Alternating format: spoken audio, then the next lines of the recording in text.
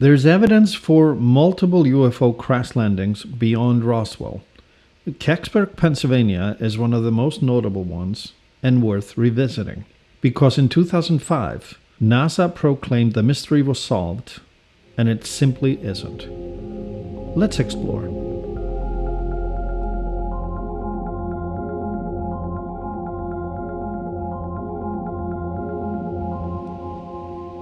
Hi everyone, and welcome to Project Bluebook, your destination for the exploration of all things unidentified.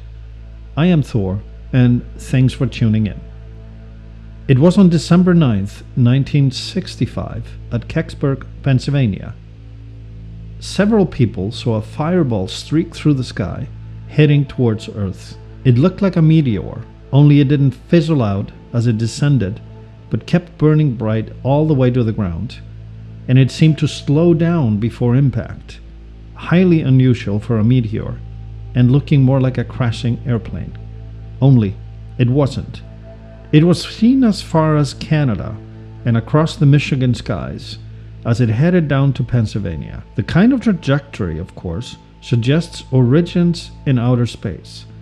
And that's exactly what astronomers in the US proclaimed, as being a bright, large meteor that didn't burn up in the atmosphere. Sonic booms were heard, and in the village of Kecksburg, 30 miles southeast of Pittsburgh, several people called police stations stating they saw something crash into the woods with a loud thump, according to Greensburg Tribune Review on December 10th, having interviewed some of the eyewitnesses and followed up with a statement that Air Force personnel scouting the area stated that they have found absolutely nothing. Articles ran in newspapers across the state day after the incident.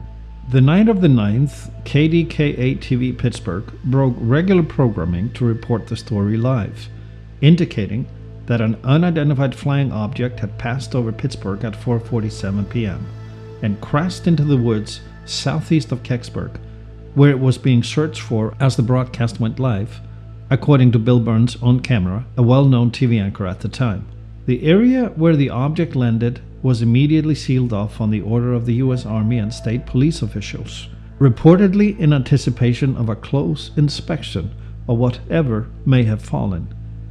State police guarding the sealed-off area said they were expecting both U.S. Army engineers and civilian scientists to arrive in the area momentarily.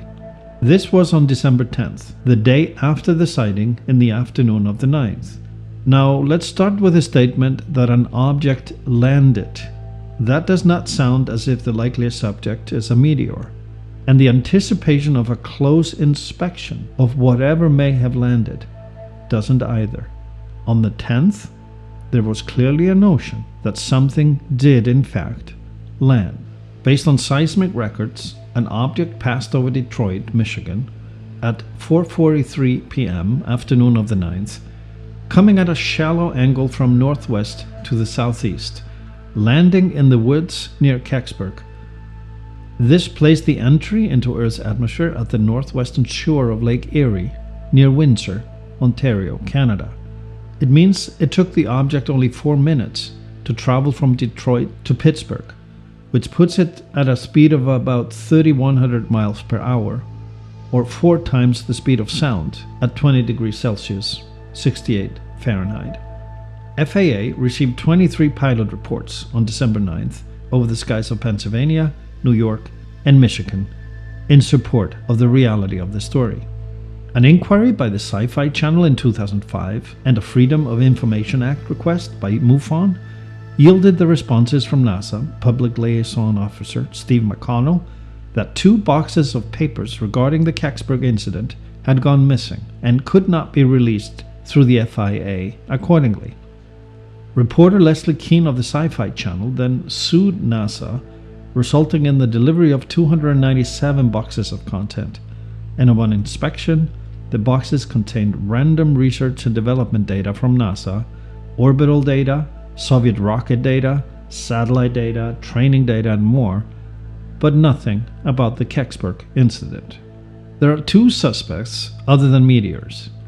One is a General Electric Mark II re-entry vehicle launched by the US Air Force as a spy satellite.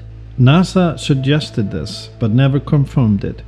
Second suspect was a Soviet Cosmos 95 Venera-type spacecraft, re-entering the atmosphere in a decaying orbit around the 9th, placing it over North America at the general time and place of the incident. Russians have not owned this either. The Pentagon either kept quiet or proclaimed it to be a natural object, a meteor. The problem with both those theoretical explanations are the speed, trajectory, and brightness of the objects. Not even a space shuttle, as we have sadly witnessed falling apart and burning up in the upper atmosphere, with debris scattered over 3 states, kept speeds, brightness, or uniformity all the way to the ground, as this object did. Other satellites have fallen, as well as rockets. None have behaved this way ever.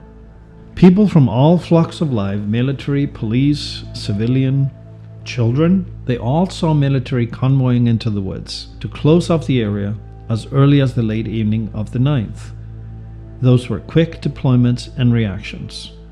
Regardless of the speedy sealing of the area, there were still at least 6 eyewitnesses, according to investigator Mike Levine, who described seeing a golden acorn-looking object in the woods, half buried from impact, with greenish vapor stream still rising from it.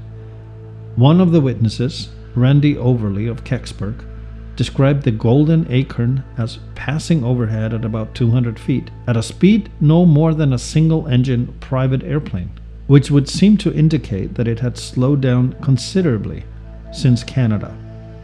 Randy noticed green flames coming from the back of it. He saw it disappear below the tree line. And before the military, the first official team on the site was a volunteer firefighter squad from Kecksburg, including James Romanowski, who came as close to the object of only a few feet away, stopping short of touching it, describing it as gold bronze metal-looking object in the shape of a giant acorn, the size of a Volkswagen Beetle.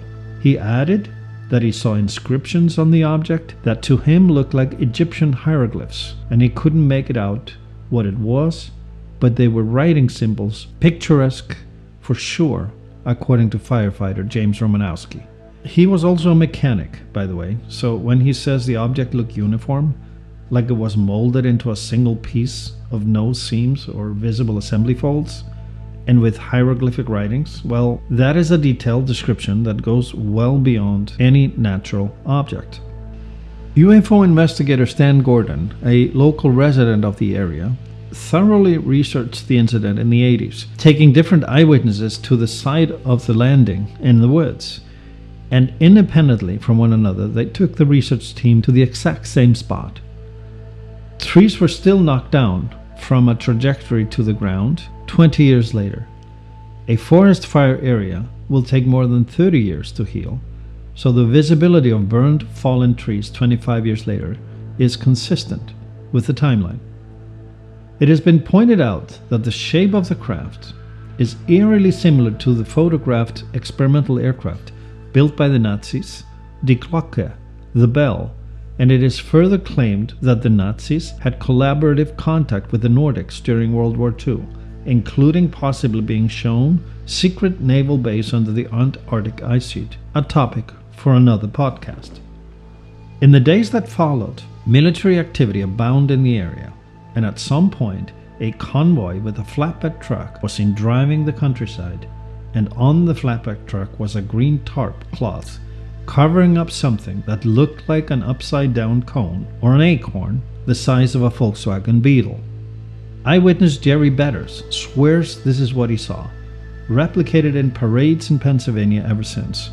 Jerry watched it drive away from the area and head north, to be never seen or heard from again, with the case file completely missing from the National Archives. In 2005, NASA released its analytical findings, based on studying Soviet-era satellite images, insisting the Kecksburg sighting was the result of a debris from a fallen Soviet satellite. But according to Leslie Kean, Stan Gordon, and others who have pored over satellite data from 1964 through 1966, found no re-entering satellite in the month of December 1965 at all.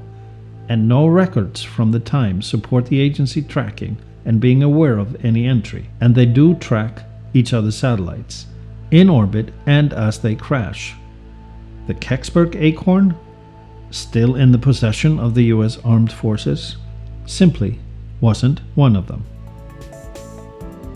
You can watch and listen to this and other podcasts on Project Bluebook, the place to explore all things unidentified and unexplained. Each day, let's practice compassion and kindness, and please subscribe.